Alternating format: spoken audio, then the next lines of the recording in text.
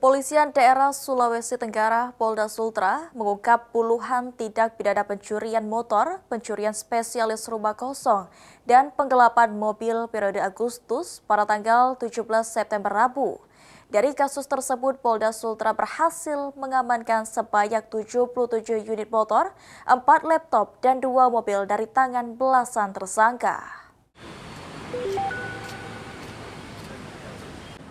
Kepolisian Daerah Sulawesi Tenggara, Polda Sultra, menggelar pengungkapan tindak pidana pencurian motor, pencurian spesialis rumah kosong, dan penggelapan mobil periode Agustus di pelataran Mako Polda pada Rabu 17 September.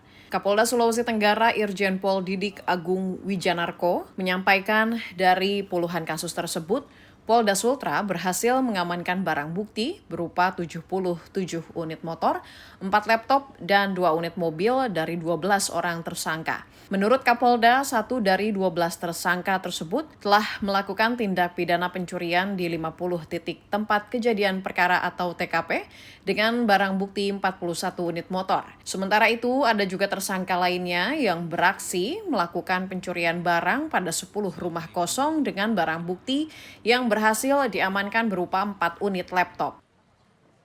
Ada juga pencurian di rumah-rumah kosong. Dia spesialis mencuri di rumah-rumah kosong sebanyak 10 rumah.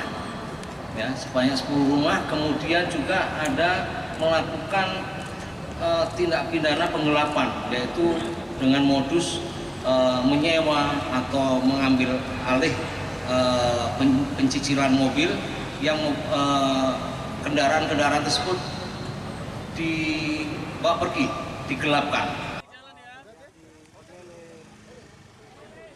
Polda Sultra menyampaikan bagi warga yang kehilangan kendaraan bermotor ataupun laptop dapat mengambil di Mako Polda Sultra dengan menunjukkan bukti kepemilikan berupa BPKB dan STNK dengan status pinjam pakai hingga selesainya proses hukum yang sedang berjalan.